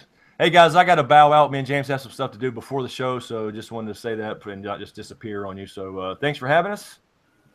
Thank you, Tony, Aziz, Phil, Totally Val, enjoyed it. Rawrist. It was fun. So we're guys. get out of here. Really, really awesome. Take care, guys. Peace out, brother. Talk to you later. Thank you so much, Chris. Good time. Thank you. And James, talk to you guys soon. So that is SmokeScreen and James leaving. Definitely give them a sub if you're not already subscribed to them to check out more of their stuff. And also, check them out after the episode or flip back and forth between us and them at 10:30 so you can watch both of us live after the episode airs. You can put both monitors up and then just change the volume up and down. Do that. So, all crows are liars. All fucking crows are liars. So, anybody got any more? Oh, we got a question from the text. Will Melisandre be on tonight's episode? Aziz, do you think Melisandre will be on tonight's episode? Or we'll go to Tony first. Tony, do you think? I do. Yeah. Sorry, I just had to unmute there. Tonight. Who is it? Is Aziz or me talking? Which one? Aziz. You go ahead. I'll go after. Oh, sorry. All right, thank you, sir. I appreciate it. You know what I mean? I would just say no. She's not going to be on tonight. You won't see her until Dany reaches Dragonstone and gets established there. I know we've seen the picture of her and Varys, but I just don't know if she's just going to run up on Dany as soon as she sees and say, "Hey, I'm Melisandre. I used to work for Stan." And say, "Hey, I'm here for you." I don't see it running like that. You know what I mean? So I think it would have to be a special situation or anything like that if it went down like that. So I'm going to say that Don says, ass or young ass tonight, but I think we will see her in an old form before the season's over. Yeah, I'm going to echo those thoughts for the most part. I definitely think that because Melisandre has at no point been aware of Daenerys, she's not just going to suddenly become aware of her just because over. She's going to need, rumors have to spread around, news has to spread that Daenerys has arrived. Then Melisandre has to say, well, who the hell's that? Oh, wait, dragons, what's this business about? And then she goes to her. She's not going to be, waiting for her at Dragonstone or anything like that. That would be the only thing that could maybe make that wrong, is if she somehow, in this meantime, if she decides to go hang out at Dragonstone I don't know why she would do that. But if she did, then she'll already be there. But I highly doubt that. So I'm going to say Tony's right for sure that we might see like a half second of Melisandre showing where she's at, but probably not. We'll probably see her show up at Dragonstone next week or the week after, and then we'll see what's up. Yep. Mm-hmm. And we'll go to Val quickly. I'm just gonna say I think we know when she'll meet Dany. It's gonna be in that episode description, and if you don't read episode descriptions, I'm not gonna expand on that. But I think we know when she's gonna meet Dany. So, Val. Yeah, well, I was thinking, yeah, I agree with you guys as well. She's probably going to take a little bit of time to get there. And yes, probably episode 2 because of the description. But I was thinking, like, if she is going south, then what if we see her doing something else before she gets to Dragonstone? And the idea what gave me that idea was that picture we saw of Arya in the pub. Sorry, what was it? At the inn. The picture of Arya at the inn. She could meet someone there. We don't know, whoever is traveling around, so it could be Melisandre. I don't know. I feel like that's a bit of a long shot, but it could happen. What do you think about that, Tony? I like the follow. No, I'm looking at the chat and I'm drinking. Don't do that. That's not a good combination. That's not it's not a good combination. I got to say, because I'm Tony Teflon, I see you in here, Carmine Red Team Review. I see you saying Preston's the king. Let me tell you something about your boy Preston Jacobs. If he ever wants to deal with the Dom about the pink letter situation, he wants to bring his little mass Raider theory versus Tony Teflon standing situation, bring it to the Dom. We could do that anytime. I look forward to doing it. Christina says, looking at the chat and drinking is actually the best combination. Christina the Sphinx says, Tony. The Play Talker says, we're going to call you out, Tony. I mean, she didn't even try to. Will Arya die tonight? Says Mike. No, Arya's not dying tonight. I don't know what you're talking about. Yes, I mean, I forgot. I didn't mean Carmine. I forgot. It wasn't Carmine. It was Emergency Awesome in the chat. I'm talking to you, Emergency Awesome. What is that guy's name? I don't even know. Charlie. Phil, you're a talker too. Shut up. You're a talker. Oh, you mean I'm a talker? I should talking to talkers makes me tired. So has anyone got any last questions in the live chat as we start to wrap up or as we're running upon, we got a half an hour left before I'm going to shut off. I'll probably shut off for about 5-10 minutes to give Tony some prep time for his 7 o'clock stream and go take a shower and get ready to watch the episode. And I'll be back live at 10:30 for anyone that enjoyed this goofiness and wants to see some more silly goofiness. Join us right after the episode airs at 10:30-ish for our recap. 4th year in a row, we're going to be doing our recap. We're really excited to get back at it this year and get you some Joe Dirty Locks rants about the episode. So let's go into the question. Who will Arya kill on her list this season? Val, who do you think, if anybody, Arya will kill on her list this season? Well, so you guys know that the show kind of changed Arya's list a little bit. She used to have Melisandre and Thoros and Beric on that list. And then she just kind of forgot about them. I don't know what the hell happened there, but it was only Cersei in the mountain left. And Walder Frey, she already got Walder Frey, obviously. So I don't think she's going to kill anyone else. I don't know. I mean, sucks to say that, but I feel like I want the Hound to kill the Mountain, and I want Jaime to kill Cersei, and that's that. I think they'll help out. Yeah, I agree. Just to go quick, I think the people die on her list, but she's not the one that does it. So we'll go to Aziz and his cute fucking cat. Who do you think Arya will kill this season, if anybody? Well, I'm going to go with the cat's opinion and not my own opinion. This is Xerxes here. No, I agree with Val. The way they changed the list is really peculiar. It makes it hard to predict because I also agree that she's killing the Mountain. That just doesn't seem to work. Even if there is no Clegane Bowl, which I hope there is, I still don't see Arya being, the alternate to fill in if there's no Clegane Bowl. That just doesn't. I don't know how that could work at all. And I don't think that she's going to kill Cersei, though. That out of the two of those, Cersei or the Mountain, Cersei is more likely than the Mountain. But I don't see that really happening either. But there's a reason they left her on that list and everyone else. And it might just be that, well, she can't have everything. She can't get every bit of revenge she wants. But I kind of tend to agree that she might not cross any more names off. But if there is one, it'll be Cersei. Or to the old list that she'll add Melisandre back on or something. I don't really know how they're going to handle it, but it seems like they sort of boxed themselves in a little bit the way they wrote it. So Melisandre's off the list now? She was as of last season. She was on it before, and then the list went from like 8 names to 4. She just cut it in half. because I was hoping that they meet on the way and that some business might happen. But in season 2 where Melisandre says we'll meet again. We'll meet again. Yeah, I see your eyes. I see blah eyes. Blah. I can't quote it, but I see, and then I see we will meet again, young one. And so I was hoping that would happen. Tony Teflon, what do you think? Who will? I would say that, Melisandre was on my list until I seen what she really looked like. Because the Don could not mess with something like that. I don't mind the older women. I don't mind the older women. I've been with a couple of myself. A couple of things. Had fun with them. But I'm saying this is not wine. This is vinegar. This is a raisin. So I can't get with her when it comes to that. But as for Arya kill? I don't think Arya will take out. Who Arya takes out is probably the phrase type situation. That'll be that and Littlefinger. I think that most of Arya's time that we see will be spent in Winterfell when she gets back there. But before that, most likely they're gonna get done with the whole fray. They have to finish that plot line off. They got to take care of the Tully situation. So probably it would go down like that. Mm-hmm. Oh my goodness, that was great. Do you think that the wights running past Jon in the trailer is suspicious? Maybe because he could be considered an undead. So do you think? We'll read that one more time from Richie. Do you think that the wights running past Jon in the trailer is suspicious because he could be considered an undead? Tony, we'll go with you first this time. What do you think about that? Is the what? Say it again. Do you think the wights running past Jon in the trailer is suspicious? Maybe because he could be considered the undead. No, I don't. I think that people are reading too much into the statement that George R. R. Martin put out. I'm going to say it like this. George R. R. Martin put out the Mercy chapter before they showed it in the show.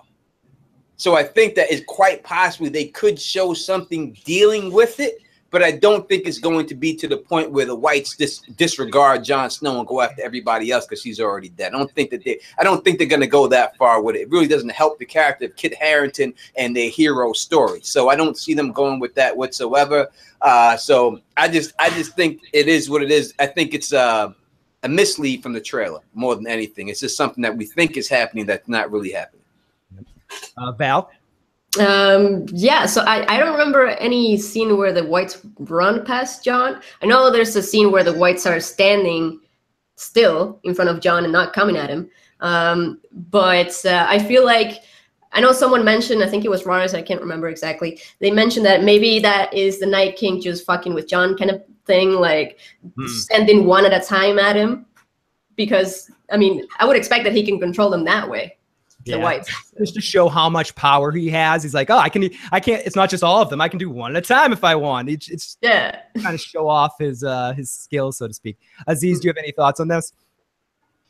Yeah, I'm a little unsure about that. That's what's actually happening on the trailer as well. So it makes it a little tricky. But I think that the fact that a lot of those scenes in the north have like fire in the background, like in some cases significant amounts of fire, that to me is the thing that I'm wondering the most about, and how that came to happen. Like, is that just Barrack's sword? Or, hey, and by the way, if Barrack can light his sword on fire, why can't Jon? Why can't we have flaming long? Maybe he'll teach him that trick, but I kind of doubt it. But that would be cool if that would be cool. It's also when you see Jon take that one wight out, he's like, "What the fuck you gonna do?" Like it's to the point where he's like, "I don't give a fuck no more." Whoosh! Take that motherfucker out. What? Next guy up. Come. It's to the point. It seems like he's like resigned to whatever's gonna happen to him. Bring it on. Whatever's gonna happen, I'm gonna go out the way I'm going out. I'm fucking up as many people as I could fuck up, and if you get me, you get me. It seems like he has that attitude from that shot when he snaps that motherfucker down. Yep. I think maybe what they did was they got one of those Hong Kong directors to run that episode. Where they always have one the martial arts movies where they just one guy at a time comes to fight the hero. I think they just took a lesson from that. They wanted to go at maybe Night King is a Hong Kong film director. Maybe that's the real reveal here. Too many video games where you're like attacked by one character and then another character and so. Question in the live chat from your favorite queen. What do you think, if any, Gendry's storyline will be this season? I mean, I definitely have a thought about that, but I think he will come back into the story this season, and I think it will be for his smithing skills will serve him well for the fight against the White Walkers. Some who he worked with, who trained him, had some knowledge and workings of Valyrian steel. So I think that knowledge, maybe he won't necessarily be able to make full swords, but maybe he can make arrow tips. Maybe he can make some other stuff to help with the fight. And the combination of him working with Sam and Dragonstone, I don't know. Maybe there's something there. So I tend to think within that avenue is going to be where Gendry's storyline revolves. I don't know. Aziz, do you have any thoughts on that? Yeah, I think that there's enough circumstantial evidence to show that Gendry is going to come back to the show. And I wonder really whether he's going to interact with Arya, which seems pretty likely. But also if he's just going to hook up with the Brotherhood, which also seems very likely. And it means if you hook up with the Brotherhood, and he's part of that group that goes north with Jon. And I don't feel good about anyone in that mission other than Jon himself. Dead men walking right there. Dealing with like a Blackfish type situation where the character's been missing for a while and they bring him back just to kill him. Yeah, sad to say, I believe that's what's going to happen. It's called the zigzag theory. Yep, they just show up and they start not. Yeah. It's very much a Rick on OSHA type situation we got here. Tony, what are your thoughts on this? I look at it, you know what I mean? I'm like, who has came back and survived? I don't know anyone who's came back and survived yet. So you would have to think that he's going to be killed. But I will say this is maybe a spoiler for something that I've seen that was on Watchers of the Wall, and not dealing with this season, but dealing with next season. And they said that they're looking for a castle with a round tower, right? And when you look at all the pictures of Storm's End, that's the number one thing that we see is that round tower. We see that Aegon is trying to take Storm's End. Seems like he has done in the sample chapters. So it's quite possible that Storm's End has a big part to play in this.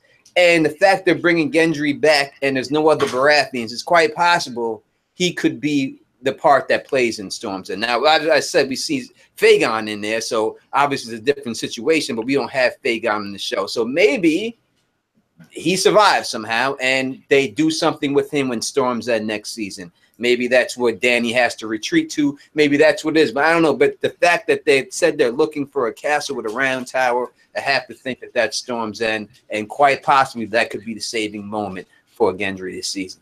The only person that's still alive in the live chat, someone said the Hound, but he hasn't been alive long enough to be dead.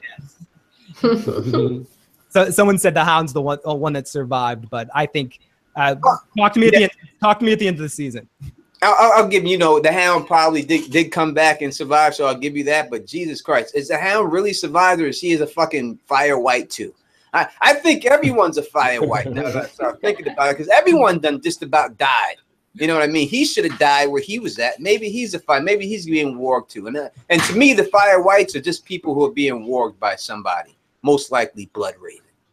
Oh, Jesus. And Val, what are your thoughts on Gendry in season 7? Okay, well, Gendry, like holy shit. I mean, I had seen the news about them looking for that round tower, and I hadn't made the connection with Storm's End, so that is awesome, because that really makes me think that Gendry will survive, because I'm pretty damn sure they have to give that Storm's End to fucking Gendry. They have to give him something. Yep. And I also think, yes, that he's going to be brought back for his smithing skills. And there was this other theory that I had a bit out there that had to do with Arya and how they will interact again. I'm not exactly sure how they will interact, but I was thinking that when Jon is planning this mission to go to the Beyond the Wall, maybe Arya will be around and she will offer to go with them, and Jon won't let her because it's too dangerous for her. But if Gendry maybe goes with them, then that would piss Arya off even more, and I feel like she would still go and kind of like follow closely behind them, even though they told her not to go. She would probably still go, and then maybe she dies and Gendry finds her body, or maybe Gendry saves her. I don't know. It's one of the craziest theories that I came up with, but we'll see what happens. Tony, any thoughts about that? I saw you smiling during that. About what? What you saying? Oh no, forget. I thought you were. But that's. I'm in the chat. I'm like T baby. I'm like stuck in the chat, just paying attention to the Chat too much. I gotta turn it off and stuff. The chat is lit right now. Shout outs to everybody who came through, all 600 of y'all, and everyone who really just came through stream after stream after stream today and just supported all the channels and stuff like that. You know, that's what it's all about. It's all about love, you know what I mean? And sharing everything else and sharing your thoughts and sharing your ideas with everybody. And I really just appreciate the turnout for this. It really is more than I expected. And I really think that it's, I hope you are having a good time. And I hope this really got you through your day sitting home waiting for this Game of Thrones. And you're seeing a couple of people that maybe you watched by themselves, you never seen talk to each other, and you got that chance today.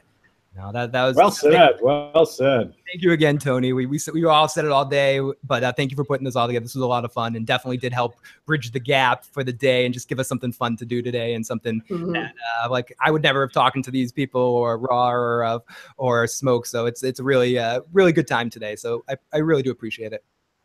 Yeah, same here, man. Good job. Good job putting it together. It really made the day go by a lot faster, and it was a ton of fun. Like when we're done here. Yeah, 2 hours and 20 minutes only. 2 hours and 20 minutes. So let's take 2 or 3 more questions, quick ones, and then we can call this a stream that was promised. Question: do you think D&D will be able to improve their game this year and give Tyrion his wits back? And I'll readdress that question. Do we think that Tyrion is going to have a more meaty season this year and have more to do? And we'll start with Aziz this time. Yeah, I do think so. In Essos, he was a bit lost. He went from slave to Hand of the Queen, but in an area he was unfamiliar with. And the reason he's made Hand of the Queen was because he's very familiar with the area he's going to. So he's up there with Varys and others as far as his knowledge of the realm. And in particular, he's going to be of use with taking Casterly Rock, which seems very likely this season, based on trailers and all that. There's also the shots of him and Dany looking at the painted table and having strategy sessions. I believe he's going to have a lot to say with regards to that. And I think he may re-encounter Jaime, and that is huge because if they have all kinds of unresolved issues, and I think Cersei might try to pin the set blowing up on him, which means he's going to have issues as far as clearing his name. He's going to find out about Sansa, and I think he's going to be happy that she's been doing okay until maybe he finds out that Littlefinger's involved, and then he's going to be like, wait, she's not okay if she's with him. So there's a lot of things he has to do as far as I'm concerned. Val, what are your thoughts on Tyrion this season, and will he have a better arc? That's a bit, I don't know, I'm a bit worried about that because D&D did say that Tyrion has the best line this season, but if it's anything like season 6, I don't know. Yeah, I mean, Tyrion is not their character. I feel like they don't really know Tyrion as well as George R. R. Martin does, obviously, and they just can't get him exactly right. And then if they go with that whole Tyrion developing feelings for Daenerys and then getting jealous at Jon, it's just I don't know. A lot of people don't want to see that, so I'm a bit worried. Tony? No doubt. So I'm going to bounce off Aziz's situation real quick. When we deal with Cersei and what happened there at the end of the season and her blowing up everybody, I think the thing that they showed between them was distance.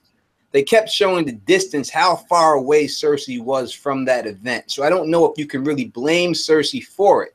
And I think that's the reason why they were showing that distance. Like, look how far she's away. Whatever happened here is a tragedy. Her son also died too.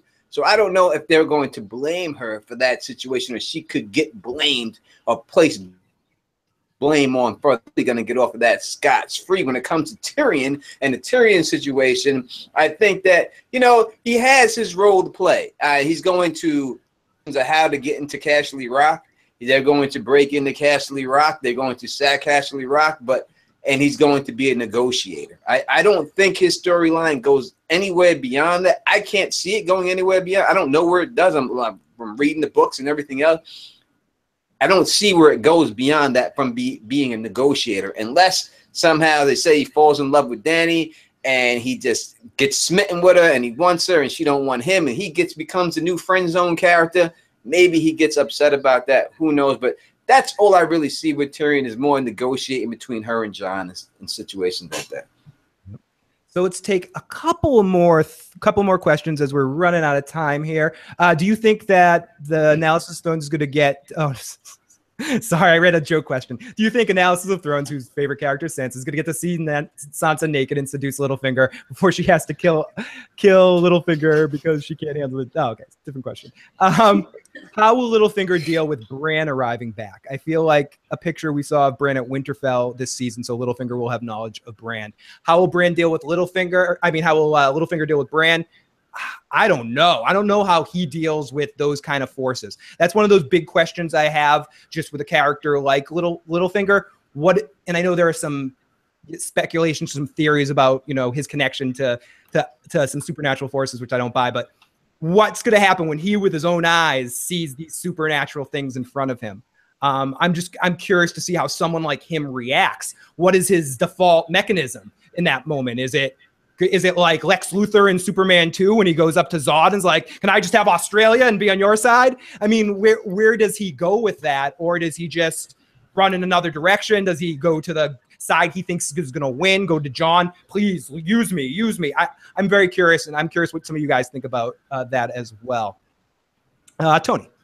Littlefinger is getting the pussy this season. Let there be no doubt that Sansa's giving it up to Littlefinger this season. She's not a virgin anymore, and there's no reason to try to act like she is.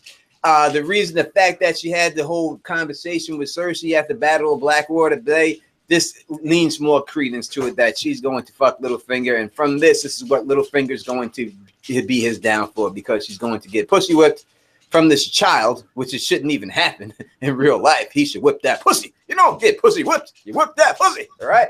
But Boomerang. He's going to get pussy whipped, and I think that'll probably in the end be the downfall for him. We see Sansa walking away from the tree in the trailer. I think it's quite possible that if we see the Harrenhal, that Bran shows to Sansa the Harrenhal. I don't think he's going to show it to Jon.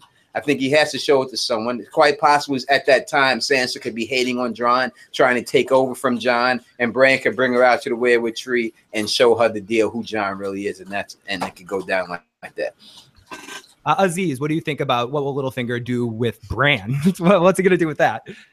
Yeah, that's a really good question, because it's the same thing I've wondered about. Like, how's he going to deal with Daenerys coming? It's another, like, something that's outside of his realm of expertise. He's amazing with people and with politics and with money, but magic, like he hasn't in on the subject even. He hasn't said a thing about it in his entire existence, as far as I can recall. So Bran can just, if you're Littlefinger and you see that this boy can see all these secrets like that, he's really terrifying. I think he's probably like, holy crap, I thought I had all this hidden. I didn't think some of these secrets could possibly ever be revealed. And here comes this kid that can literally tell anything I've ever done. Are you kidding me? So I think he's going to be worried, but I definitely have no idea what he's going to do about it. Give a bag of silvers to some Valyrian steel, the same Valyrian steel dagger, you know, and have him off Bran again. I don't think that's going to happen. Yeah. How about you, Val? What do you think about Littlefinger dealing with magic or with Bran this season? Well, first of all, I want to say, like, I've seen this guy, Lord Peter Baelish, in the chat of, like, in a whole bunch of chats. He's always in my chat as well, and he's just saying that he still loves me and that I am the only woman he ever loved, because, you know, that kind of worries me a little bit, because I feel like I'm gonna get pushed on a moon door or something after that. But yeah, just because everyone knows that Littlefinger is my favorite character, so that's what's going on there. I know he's in that photo looking at you too. He's like, oh, I'm totally pushing you out of moon door, Val. I know. Oh goddamn. So Littlefinger and Bran, right? So yes, he would. That's one thing that I feel like he would try to manipulate Bran a little bit as well, because that's the only thing he can do. And it's funny because I was thinking, like, as he was saying, he's amazing with people. He's probably not amazing with dragons. Dragons would be a bit more difficult to deal with. But Bran is still a person. Yes, he has magic powers, but he's still a person that can be manipulated. And I just think that he he will try, but I don't think he will succeed, because all of the Starks are together, and all of the Starks, they will talk and trust each other, and Sansa will let them know not to trust Littlefinger and all that. So yeah, I think that's why it's a good time for Littlefinger to die. It's very true that Bran, it might be the superpowered person, but he also is very emotional and can be manipulated in a lot of ways. You can kind of see, you saw that even last season with the Three-Eyed Raven and how he was interacting with him, and maybe he got what he wanted, but wanting to push his power to the limit to talk to his father or do whatever. Like he's way more emotional than at least we're led to believe that the Raven should be in that sense. Now that he's the new Three-Eyed Raven, it's just going to be interesting to see how that manifests itself throughout the season. As again, my two, like, sort of, I talked about this with Chris about Arya and Bran coming back into the story, being those wild cards, and being like, how do they affect this? They're so different, and so different than everything else that we've seen on the show or in the story up until this point, specifically the show. And to have them be there on their own adventures, and now to integrate them back into the main fucking narrative, I'm just like that. Those are some of the things I'm most excited to see how that just shows itself this season. I think I got a funny quote here, or not funny, a little pun joke here for this. If Littlefinger seems to be trying to tear the Starks apart, tear them apart, not as a group. So is that fabric together might be a needle. A specific needle. A very specific needle. And let's see that happen. And our last comment question of the night: Jon will have to have Arya marry Gendry to unite the two houses. He'll have to have Sansa marry young Robin. Will we see young Robin this season? Will we see sweet Robin this season? I think so. Yeah, he must be around there, because they can't have just left him at the Vale, right? They could. I think Littlefinger wants to get rid of him as quickly as possible. Yeah, that's true. That's true. So I don't think Littlefinger would want to marry Robin to Sansa. I mean, maybe if it makes sense, but it would, because I know the Knights of the Vale will be a bit difficult to bring into the fold with the whole alliance that Jon is trying to make there in the north. But so it would make sense to have Robin marry Sansa in that sense. I don't know. I mean, and since this is the last question, I'll have you expand it a little bit. What are some other possible marriages for alliances that you think we might see this season? That will be sort of our last question going around. What marriages do you think we might see this season? Is there one? Dude, we don't want to see Cersei and Euron. No. We don't want to see Dany and Jon. We don't want to see any marriages this season, like stuff. But we're going to. It fucking sucks. I just feel like it's going to probably go in that direction. Tony, how about you? What alliance/marriages type things do you think we're going to see this season? I told you years ago that it'll be Euron and Cersei. That your wishing will come true. We will see that definitely jump off. I mean, Dany and Jon, she likes fucking zombies. I mean, hey, that's on her. You know what I mean? But that probably will happen too. But who knows? Dany could be a goddamn fire wight too, because she jumped up in them flames. She may already be dead too.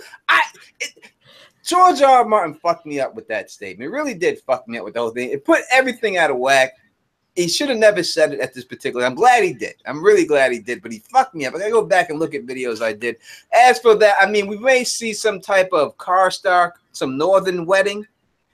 Go up there, if anything, just to join the houses. It's make them more loyal to Winterfell, to make sure they remain loyal to Winterfell. So we may have some type of Karstark situation like that, or Umber marriage to someone who is close to the Starks. But that's all I can really see. Or Mormon or something like that. Maybe are there any Mormons left?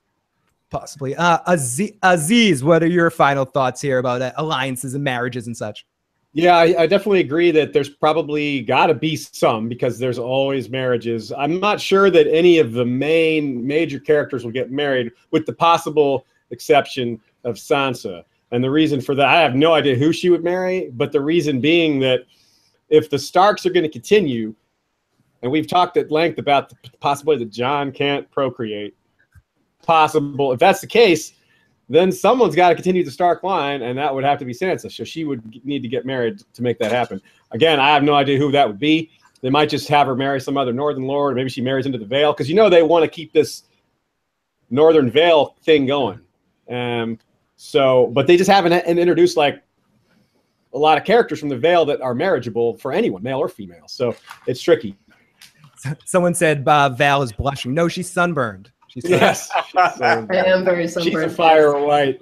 She's very Val's a goddamn fire white. Goddamn it. What happened? Guys, come back for a live review and recap. Oh, definitely do. You guys should do this again. We got in the live chat. Jon Snow is nude. Someone said they should exile the Cart Starks and the Umbers and fill it with wildling seats. But on that note, we got 5 minutes left. It's a good time to sort of wrap things up. Everyone, thank you so much for joining in on the stream that was promised. I'm going to send it around one more time so people can tell you where they can be found. Let's start with Aziz. Where can people find you, and what are you going to be doing this season?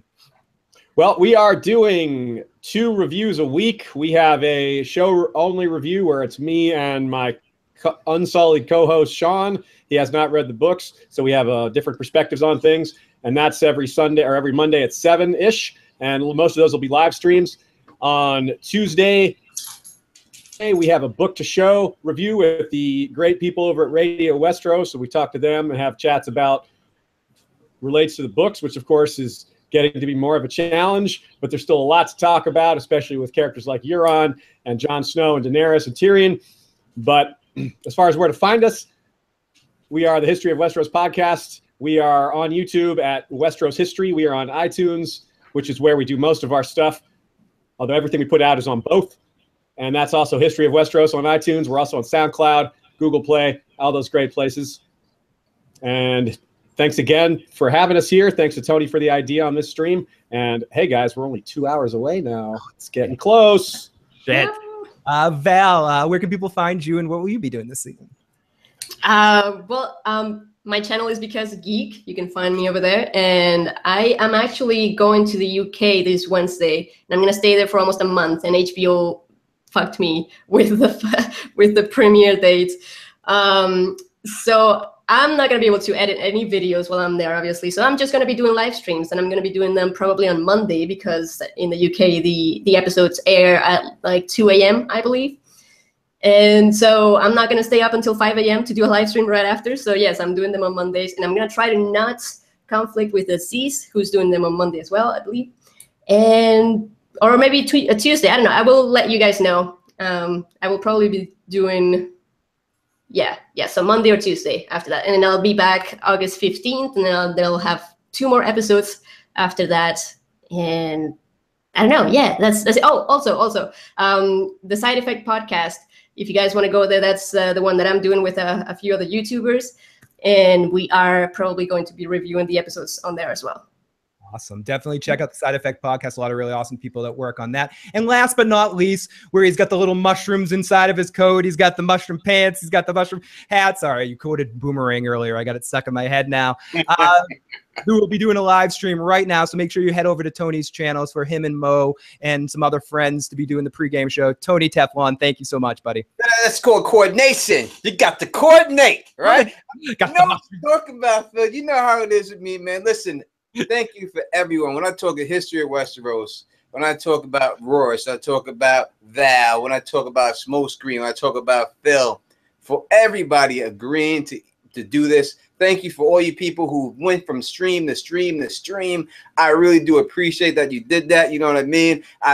It's just all love and stuff like that. You know what I mean? I am definitely, if you're not done and you want some more streaming before Game of Thrones starts, come over to Teflon TV. I'm doing the pregame show with my man Mo Genie.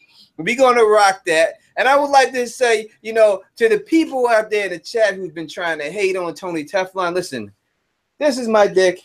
This is my ass. You can suck one and kiss the other. The choice is yours. You do that yourself. That's how I get down. You know who it is. The Don Tony Teflon. Peace. And on that note, everyone, thank you so much, and have a good night. Game of Thrones is coming, and we'll play this from PD's Live Music, this little mix in honor of the Bastard Bowl that happened last season leading into this season. Hope you guys all have an excellent time watching the show. We'll be on here live after 10:30, and if you haven't already, and you enjoyed me babbling and stuff, please subscribe and join us along, and always send me your questions and comments. We love reading them. Thank you to everyone in the live motherfucking chat and all the FOPs for making all of our guests feel comfortable today. You guys are awesome. So here we go. Talk to you next time. Let's play a game. Which body part do you need the least? You've been wondering. This is Ramsay Snow, my bastard. Who I am. You're just wonderful. Neat. Stinky. You're just wonderful. Sausage. That's a good name for you. Freak. Pork sausage. For the watch. Pork sausage. For the watch. Pork sausage. For the watch. Pork sausage. For the watch. For the watch. Kill Jon Snow. Reek! Reek! For the watch. My watch is ended.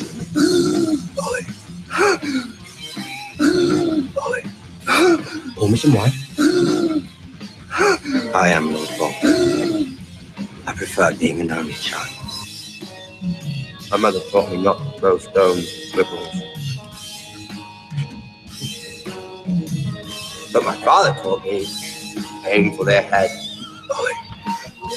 From this day until your last day, you are Ramsay Bolton, son of Roose Bolton, Warden of the North. Pork sausage. You smell particularly white. Surrender. I surrender. And I accept your surrender.